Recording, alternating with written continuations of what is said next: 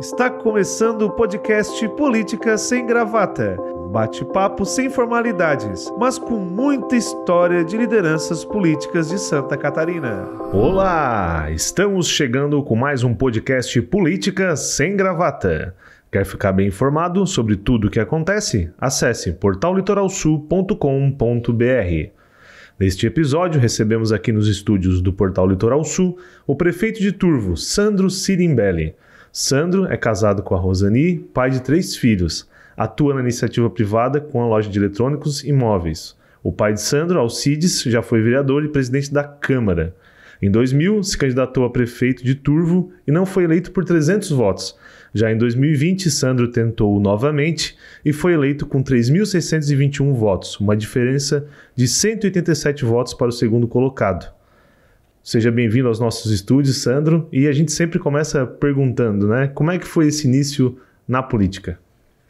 Bom dia, Lucas. Bom dia a todos os ouvintes da Portal Litoral Sul.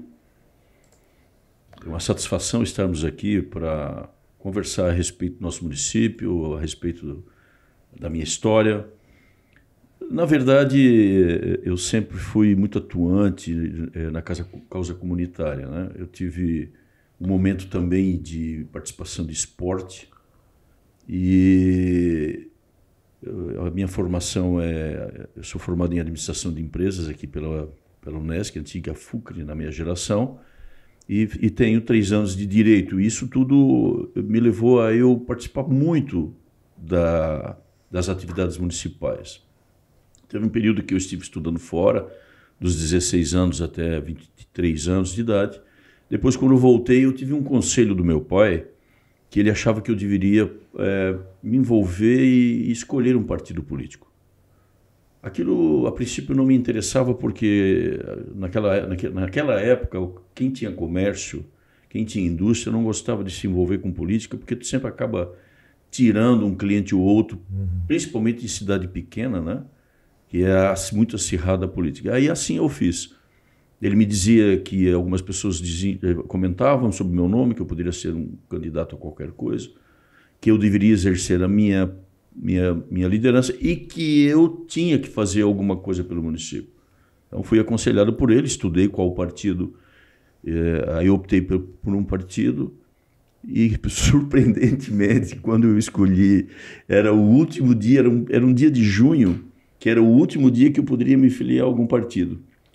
E isso foi em 2000. Uhum. E quando eu vi, eu estava metido como candidato. Alguns dias depois já me colocaram como candidato a prefeito. Então foi muito rápido, tudo muito rápido. Eu não tinha histórico nenhum, eu tinha voltado de estudar de Blumenau.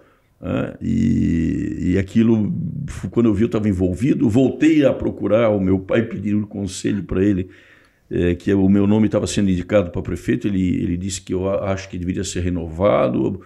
Reuni a minha mulher, né? Também conversei com ela, meu sogro que tinha sido político também, e o que pesou foi o conselho deles, né? Que o partido estava procurando um nome diferente, alguém que representasse bem a cidade e que eu deveria dar minha contribuição.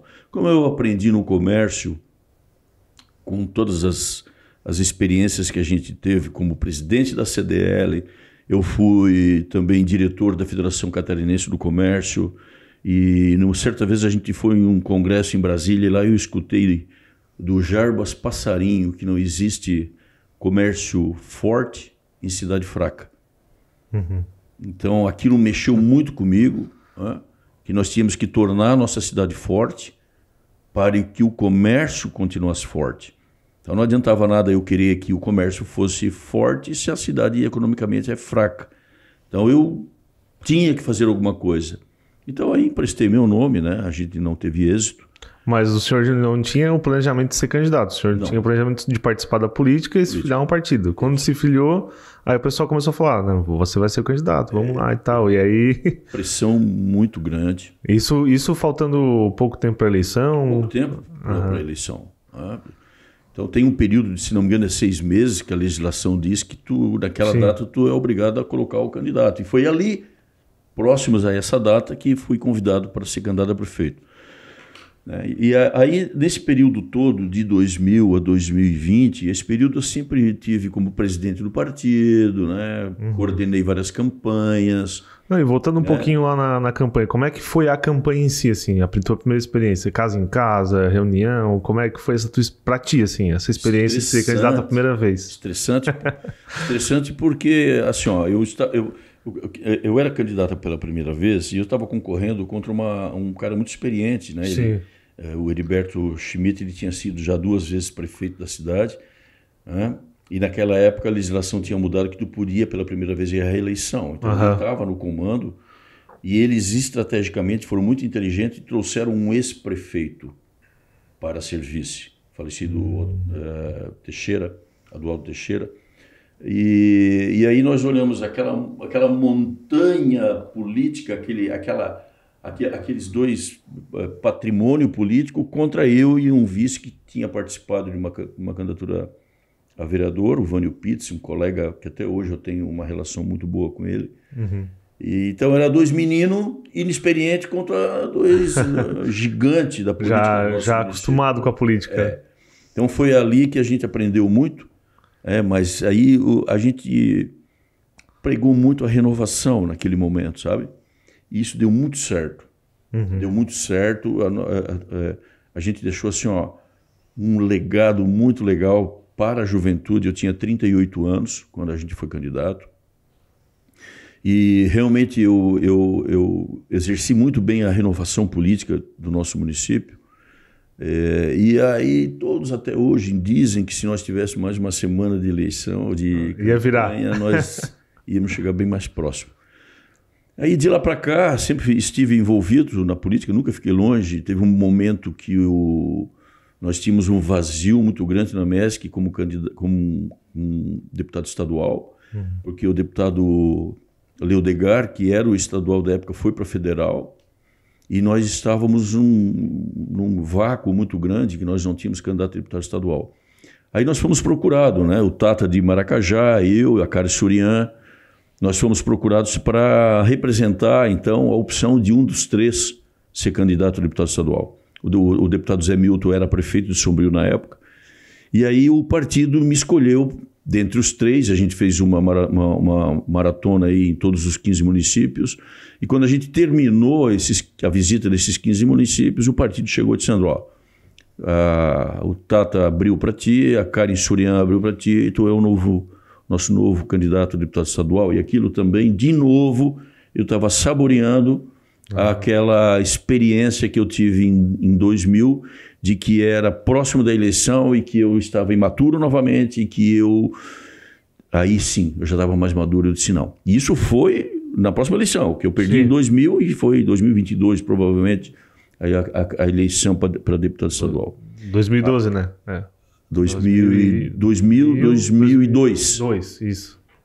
Então ali, aquilo me deu um susto. Eu me lembro que nós estávamos no Becker Hotel junto com todas as lideranças, o Leodegar de Sikoski, Mariano Mazzuco, todos eles, tu é o nosso candidato, Porra, mas eu levei um pau desgraçado lá no município de Turvo, cara. Eu voltei para a minha rotina dos meus negócios, que eu tenho comércio de móveis eletrodomésticos e também tenho indústria no ramo de imóveis sob medida.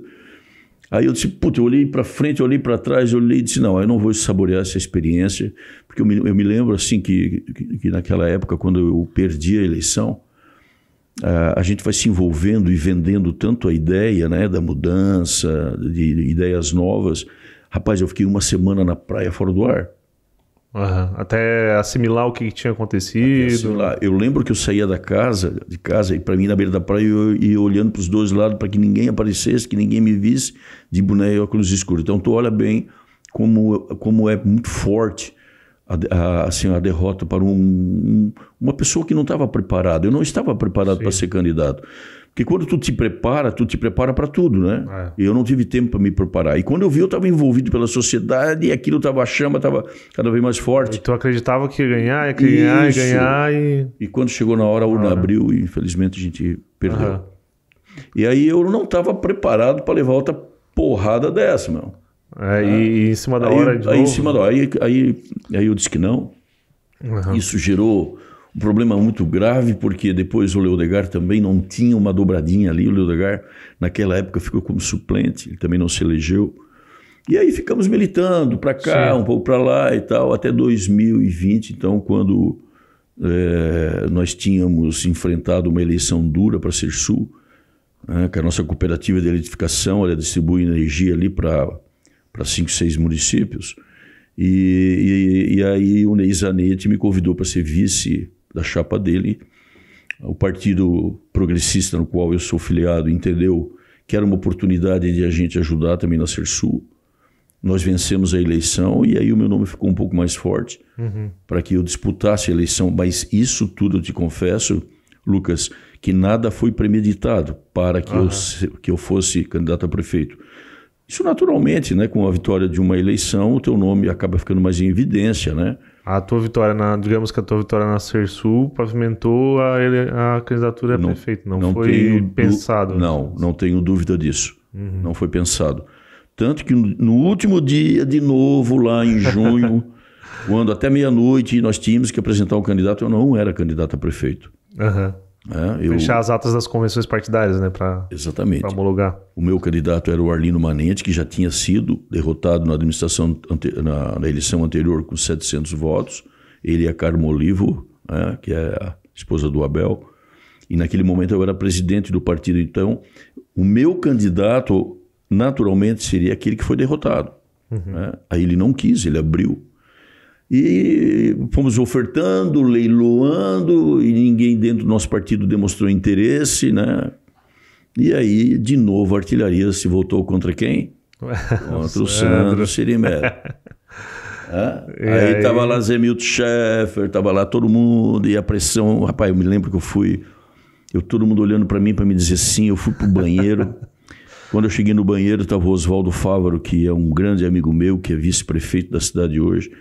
Ele chegou para mim e disse assim: Sandro, novamente nós temos que atender o chamamento do nosso partido, a comunidade quer. Rapaz, eu caí num choro, rapaz. Lembrando de novo de 2000. 2000, né? Imagina. Tá no meu subconsciente enfiado lá no... E eu disse: não é para mim, não é para mim, não quero. Ele me acalmou, eu lavei meu rosto e ele disse assim: eu faço uma proposta para ti, se tu fores, eu sou teu vice. Eu disse: olha, Oswaldo, olha a responsabilidade, cara.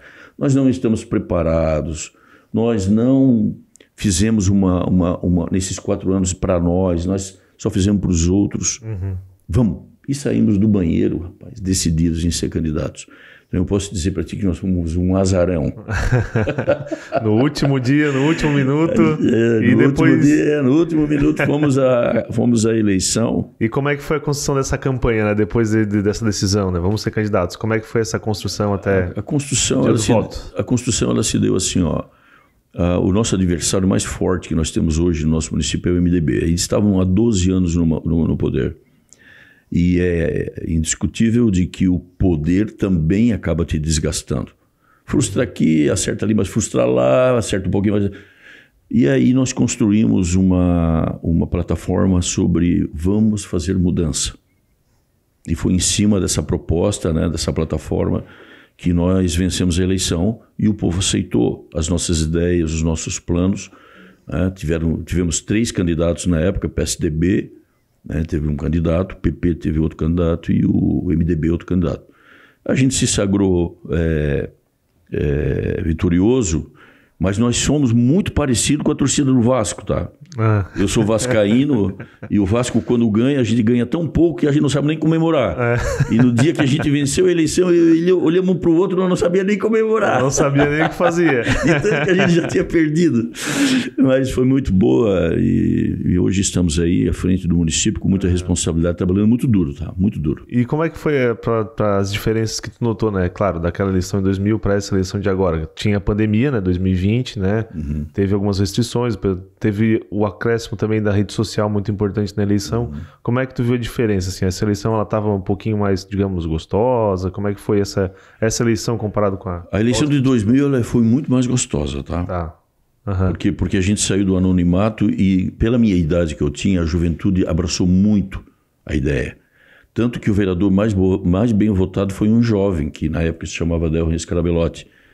Ele representava a juventude. Então, na eleição de 2000, como eu era um franco atirador, a eleição foi muito boa. Ninguém me conhecia, nós tivemos um debate junto com o prefeito, que já estava indo pela terceira vez. A gente conseguiu fazer um bom trabalho no debate, e aí mesmo que acendeu, porque todo mundo esperava que eu ia lá levar uma lambada no debate, e a gente conseguiu construir um bom debate, uma boa discussão. A eleição de 2020, eu já estava bem mais maduro, entendeu? E a cobrança também tinha aquela juventude de 2000, estava junto comigo em 2020. Tinha gente que, quando a gente participou da primeira reunião para discutir plano de governo, eles falavam sobre a eleição de 2020, e eu vi várias pessoas que na época eram adolescentes, que hoje estão mandando chorar na minha frente, de saudade daquela eleição. Então a eleição de 2020 ela foi uma eleição muito acirrada, como tu falou, as redes sociais elas estão aí para construir, mas existe também muita destruição em cima disso, e que machuca a gente, que machuca a família, né? Que machuca as montagens, toda a história familiar, né?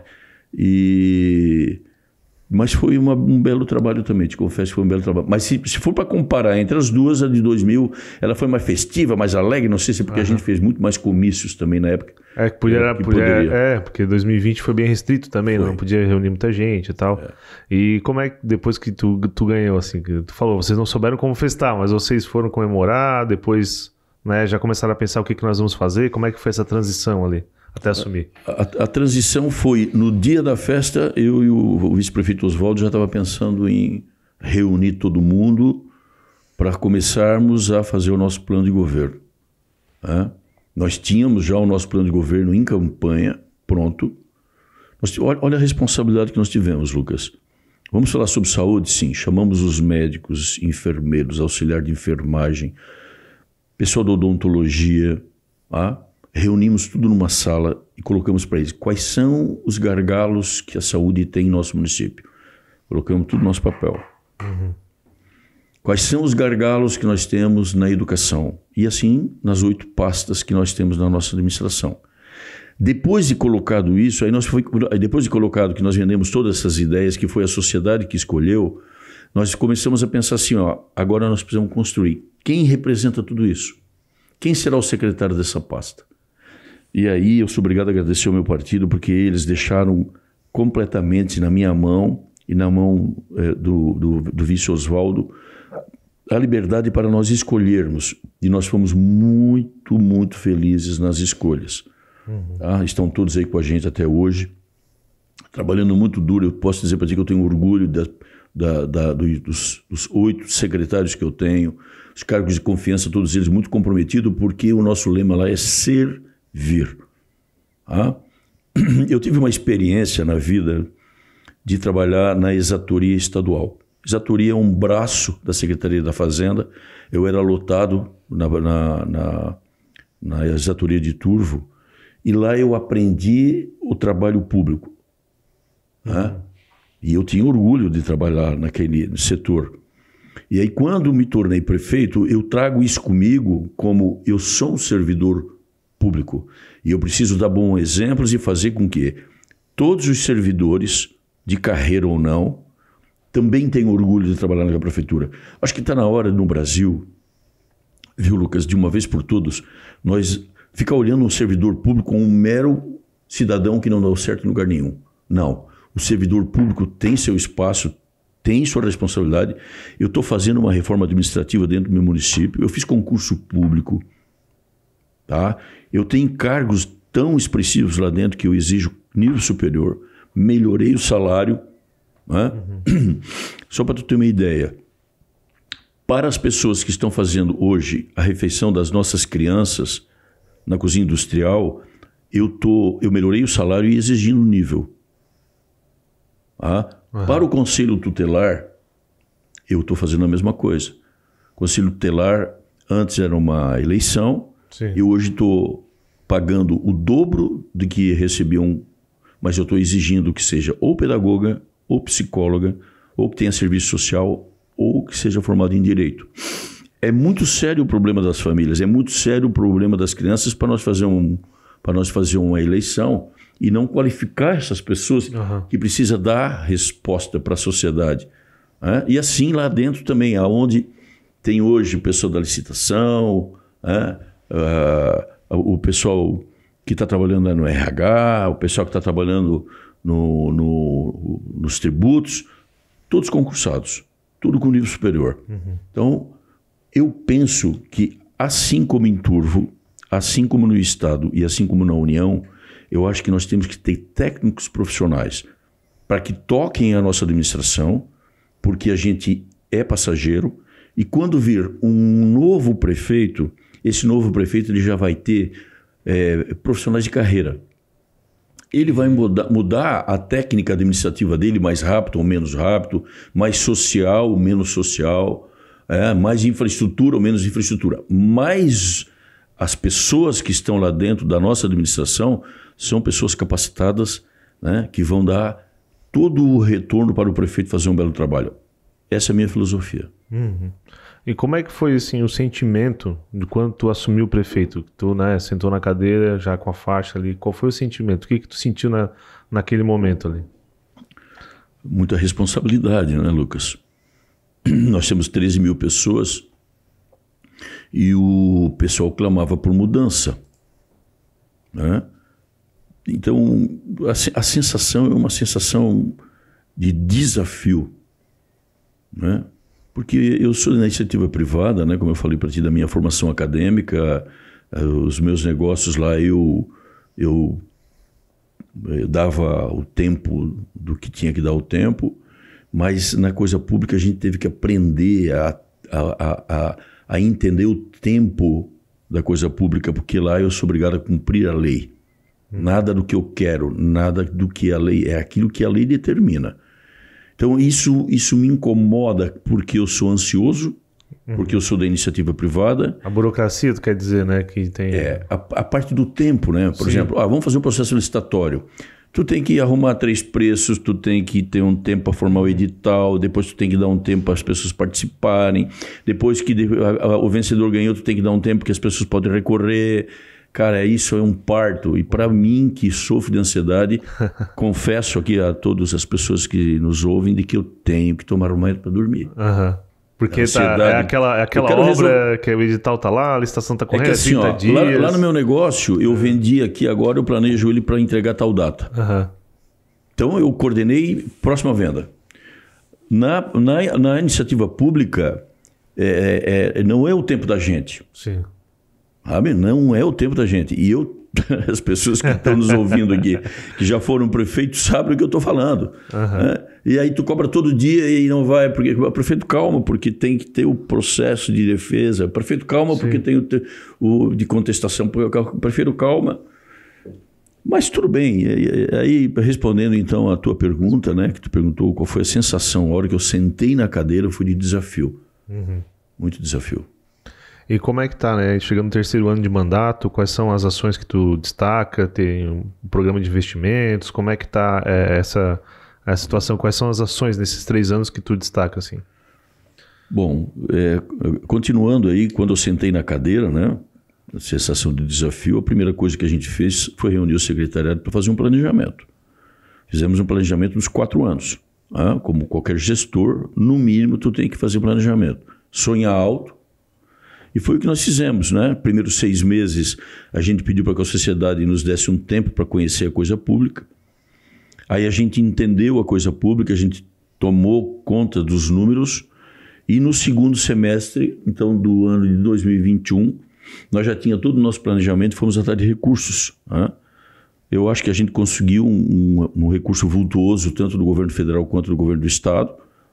Nós tivemos um bom momento, até porque o Moisés ele foi muito municipalista e ele trouxe muito retorno aqui para o sul de Santa Catarina, que fazia muito tempo que não acontecia. E agora em 2022 nós começamos então depois de as emendas especiais terem startados, né, a gente começou então as obras. Então nós temos obras nos 4 cantos do município, e aí nós começamos então agora no início de 2023 o programa Cresce Turvo, que é um que é um programa para investimento das pessoas.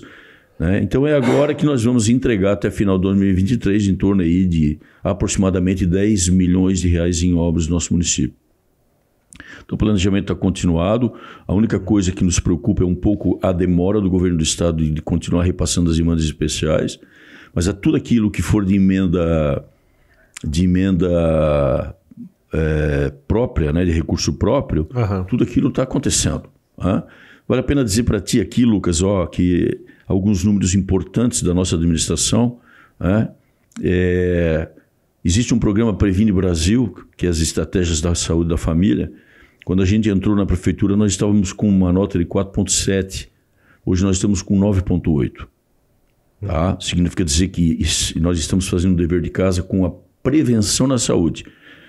E óbvio que a gente atendendo, né, a regulação do governo federal, nós conseguimos captar mais recursos. Assim também se dá na educação. Nossa nota do IDEB era 4, nós estamos próximos dos 7. Significa dizer que o nosso investimento e também a parte pedagógica nossa está dando certo. E educação não se faz do dia para a noite, a educação se faz com tempo e com qualidade. Investimos quase 2 milhões de reais em maquinário para a nossa agricultura, né? Nossa agricultura é o carro-chefe da nossa cidade, né? O agronegócio é muito forte lá no Turvo. E tivemos o prazer de receber, inclusive, um prêmio das Cidades Inteligentes. Aqui em Criciúma recebemos um prêmio, porque o que nos incomodava na saúde em Turvo era filas. As filas para os médicos nos postos de saúde, né? O cidadão trabalha o dia inteiro e tem que acordar às 5 horas da manhã para ir na fila para pegar uma ficha para se consultar. Aquilo nos incomodou por 1 ano e meio. Aí a gente conseguiu desenvolver, né, com uma empresa que já vende serviço lá para nós, que é a Branet. A gente conseguiu desenvolver então um software, um aplicativo no celular, que cada um que entra, que é cidadão do município, esse cidadão ele vai lá no aplicativo e ele mesmo marca a consulta em casa, né? Na cama ou na hora do intervalo do trabalho. Ele, nesse aplicativo, ele também renova a receita dele, sendo remédio contínuo. Ele marca com o odontólogo, com o psicólogo. Tá? Isso nos rendeu um prêmio e que a gente literalmente acabou com as filas. Claro que tem sempre aquele cidadão que não tem muita habilidade em trabalhar com o celular, Sim. E a gente deixa uma fatia, um percentual para que ele vá presencial. Tá? E agora também, neste ano de 2023, a gente, da mesma forma, com tudo que tem acontecido aí no Estado, com a segurança nas escolas, como que aconteceu em Blumenau, no mesmo dia, o presidente Almides da MESC nos reuniu para tratar, para nós termos uma decisão em conjunto, e alguns relatos de prefeitos que estavam reeleitos e tal, passaram para nós de que aquela pessoa ali na frente, aquele servidor ali na frente com um cacetete aqui, né, não era a melhor alternativa. Novamente, a gente partiu, então, por que não a gente não consegue fazer algo diferente e aproveitando, né, a quanto anda hoje as redes sociais e a mídia e a internet. Então a gente chamou uma universidade, demonstramos para eles a nossa ideia e já o aplicativo já está em forma de cadastramento, né, onde nós startamos o Anjo Cidadão. Como é que funciona isso? Cada colaborador que estiver naquela creche, naquela escola, vai ter o aplicativo que está interligado à Polícia Militar. Se algum deles viu alguém na frente do colégio tumultuando ou querendo pular muro, existe uma certa emergência que vai dar lá na Polícia Militar o local onde essa pessoa está. E a polícia já vai ser acionada. Bom, então não vai ser somente um vigia que nós vamos ter ali, né? Além do vigia, vai ter o aplicativo. Nós vamos ter todo o aplicativo. Mas também vale a pena dizer, Lucas, que a nossa escola poderá estar com o aplicativo, poderá estar segura, mas e o transporte? O cara, quando quer fazer sacanagem, que não dá aqui, dá lá. Sim. E eles são tão malandros que eles não entram numa escola de Kung Fu, ou numa aula de Jiu-Jitsu, né? Ou numa academia para bater nos grandão. Eles são prevalecidos, eles batem nos mais desprotegidos, mais vulneráveis. Aí a gente pensou também assim, pô, por que o motorista do ônibus, do transporte escolar também não pode ter o aplicativo? Pode. E lá no ginásio de esporte, que tem 200, 300 crianças jogando futsal, voleibol, handebol, os professores também vão ter o aplicativo. Lá no campo de futebol, o professor vai ter o aplicativo. Então nós queremos fechar a nossa cidade nesse sentido. Eu acho que vai dar certo. Já foi apresentado para nós, a universidade falou que é algo inédito, eles nunca viram isso, eles contrataram uma startup que foi desenvolvido o projeto. E agora estamos em fase de cadastro, estamos lá colocando. A professora Maria das Dores estuda na escola Laurita. Aí então... Qual a universidade que desenvolveu? Universo Sul. Tá. Universo Sul. Universo Sul. Tá. E, prefeito, a questão da Serra da Rocinha, né? Nossa. Vai afetar muito o turvo, vai ter desenvolvimento, vai ter todo o escoamento ali. Como é que tá esse aguardo, né, para o término dessa obra? Como é que tá o planejamento da cidade, né, para essa questão? Essa obra ela iniciou em 2016, com um planejamento para terminar em 2018. Nós estamos em 2023. Né? Em 2021, eu estava no gabinete de um deputado do Federal, que é aqui de Criciúma, lá em Brasília. E no final da nossa conversa ele disse assim, estou levando o Bolsonaro para inaugurar a obra em março. Eu estava lá dia 8 de fevereiro. Aí eu perguntei para ele, março de que ano? Porque eu conheço muito a serra, nós temos um sítio lá em cima e eu, a cada 15 dias, 20 dias, 30 dias, é o tempo que eu tenho para descansar, eu vou lá para cima. E naquela época eu sabia como estava a estrada. E hoje nós estamos, como tu bem falou, em 2023 e nós continuamos ainda no mesmo ritmo. Aqueles 900 metros que estão faltando para terminar a estrada continuam ainda do mesmo jeito lá de 2021. Não avançou. Não avançou. O que avançou foram as contenções. Sim. Bom, tivemos há 1 ano e meio atrás no DENIT em Florianópolis, junto com toda uma comitiva da MESC, para tentar federalizar o trecho. Para quem conhece Timbé do Sul, sabe que do Pórtico para cima, em direção ao Rio Grande, é BR. Do Pórtico do Timbé do Sul, onde eles fizeram já via rápida, até na BR-101, é SC. Então, essa SC 285, ela atravessa toda a nossa cidade num raio de 4,3 quilômetros e ela atravessa também o centro do ermo. O que nós fizemos? Fomos no DENIT, o DENIT, naquela época o Ronaldo era o superintendente do DENIT aqui no Sul, aqui em Santa Catarina, e falou que ele não tinha interesse de federalizar o trecho.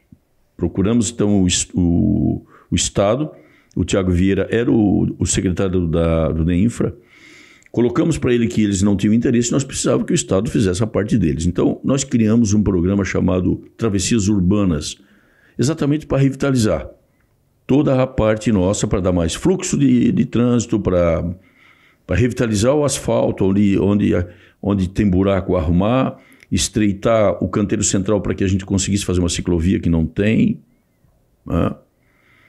Só um número alarmante que eu quero passar para ti, Lucas, e para todos que acompanham o portal. O Porto de Imbituba vai receber 300 bitrem por dia de grãos que vai passar na nossa cidade. 300 bitrem dia. Então, vai quadruplicar o volume de veículos e transporte pesado. Aquela nossa avenida municipal, quando ela foi feita 40 anos atrás, raramente passava um caminhão-truque. A maioria era caminhão-toco. Então, tu imagina, 40 anos depois, a mesma estrutura... Passar essa quantidade de bitrens ali não vai durar... Não vai aguentar, a estrada não vai aguentar. Hoje, choveu 2 dias, com o trânsito que tem, forma panela. Estamos lá com a pá tapando buraco. Então não adianta, não existe nenhuma obra prioritária em nosso município do que a nossa avenida municipal. E eu não estou aqui falando de embelezamento da cidade, eu estou aqui falando em segurança. Por quê? Porque a avenida municipal... ela tem várias paralelas que dão, por exemplo, uma delas vai para o hospital. E para tu passar ali depois com esse trânsito aí, como é que tu vai passar se não tem uma sinaleira, se não tem uma rótula? Então, nós já estamos atrasados desde 2018, quando eles disseram que ia entregar a obra.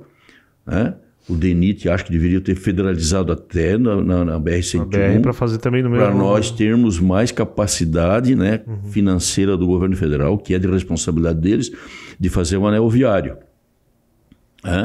O Estado, sabendo disso, nós trouxemos o Gerry Comper. Nós tivemos este ano, só este ano, 3 vezes conversando com o Gerry, 2 vezes no gabinete dele e 1 vez ele veio a Turvo. Ele veio a Turvo com o Rony Weber, com Zé Milton Schaeffer e com o deputado Thiago, para nós colocar para ele que é prioritário essa obra na nossa cidade.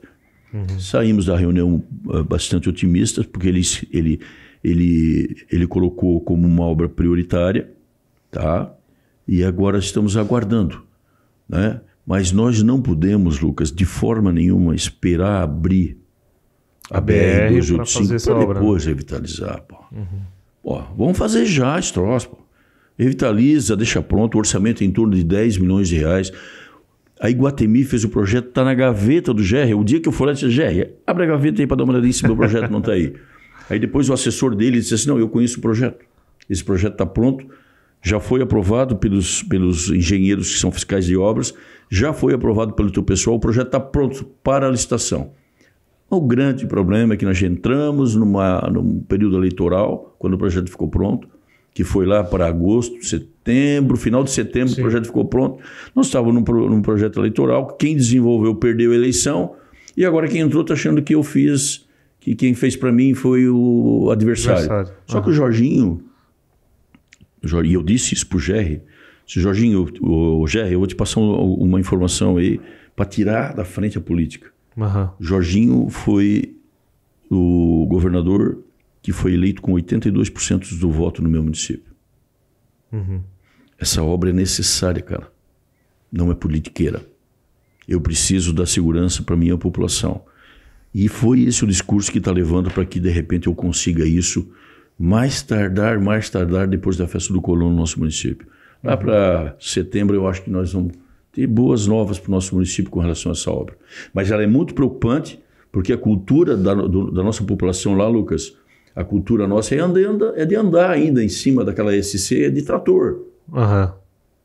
Trator com carreta, atravessando com cefadeira de um lado para o outro, porque tem terra produtiva dos dois lados. Dos dois lados, né? Eu quero ver como vai ser isso se a gente não fazer um trabalho preventivo. Com a BR, com o fluxo que vai aumentar. Vai aumentar. Enfim, prefeito, chegando mais na parte final, a gente queria perguntar agora, queria saber do senhor, né, como é que estão as conversas, ano que vem tem eleição municipal, né, 2024, como é que estão essas conversas? Vai para a reeleição? Como é que está esse sentimento agora?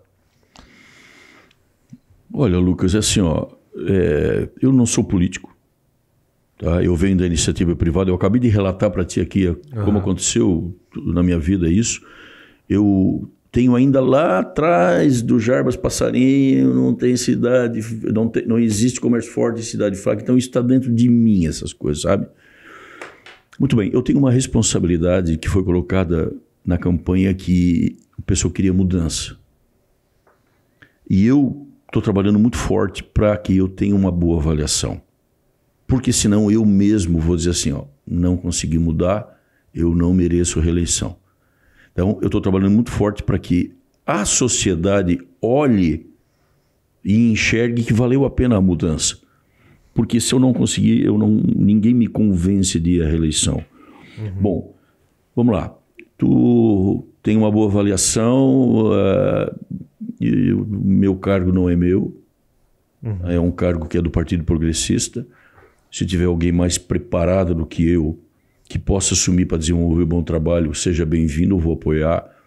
Mas eu te confesso assim, que eu não estou trabalhando para minha reeleição. Eu estou trabalhando para que eu honre o nome de cada secretário que está lá comigo, né, para que essas pessoas tenham condições de desenvolver um bom trabalho, porque eles também estão sendo avaliados. E eu quero que essas pessoas que me ajudarem agora, daqui a 2 anos, 3 anos, eles tenham a sensação de dever cumprido, assim como eu também quero isso para mim. Porque se eu chegar no dia e eu me sentir mal, botar a cabeça no meu travesseiro, eu vou tomar meu remedinho para dormir, e eu não estiver seguro de que eu fiz um bom mandato, eu não quero mais ir à reeleição. Então essa é uma posição muito firme que eu tenho, tá? Que não depende de mim, eu tenho o compromisso de fazer um bom trabalho, ponto. O restante não me pertence. Tá certo, então, prefeito, queria deixar algum recado nessa parte final do nosso programa, nosso Política Sem Gravata, queria deixar algum recado para o povo de Turvo, para quem nos acompanha? Quero sim, Lucas. Primeiro eu quero te agradecer, né, o convite aí do Portal Litoral Sul de estar aqui, trazendo informações a respeito da minha vida, né, a respeito do meu município, a respeito de que vale a pena as pessoas que gostam da sua comunidade se envolverem na política, porque se nós não nos envolver, se nós que temos esse discernimento do que é justo, do que é meu, do que não é meu, do que é público, do que é privado, se nós não tomarmos conta de nós dar a nossa contribuição comunitária, pode ter certeza que os espinhos da vida vão tomar conta. Então eu só queria deixar essa mensagem para todas as pessoas que gostam da política, que vale a pena para fazer o bem. Se tu pensar em querer transformar a tua vida para resolver o teu cargo, para resolver a tua vida financeira, não participe da política. Não é para isso que a política foi criada. Quero agradecer aqui a oportunidade de deixar meu abraço a todos e que visitem Turvo. Nosso município é um município acolhedor, trabalhador, de sol a sol nós estamos lá plantando, colhendo e botando comida na mesa. Um abraço a todos. Valeu, obrigado, prefeito Sandro Sirimbelli. Estamos chegando ao fim de mais um Política Sem Gravata. Lembrando que para ficar bem informado, acesse portallitoralsul.com.br. Obrigado por nos acompanhar e até o próximo episódio. Você acompanhou o podcast Política Sem Gravata. Apresentação, eu, Lucas Colombo, com trabalhos técnicos de Jonathan Vitor. Portal Litoral Sul, informação que transforma.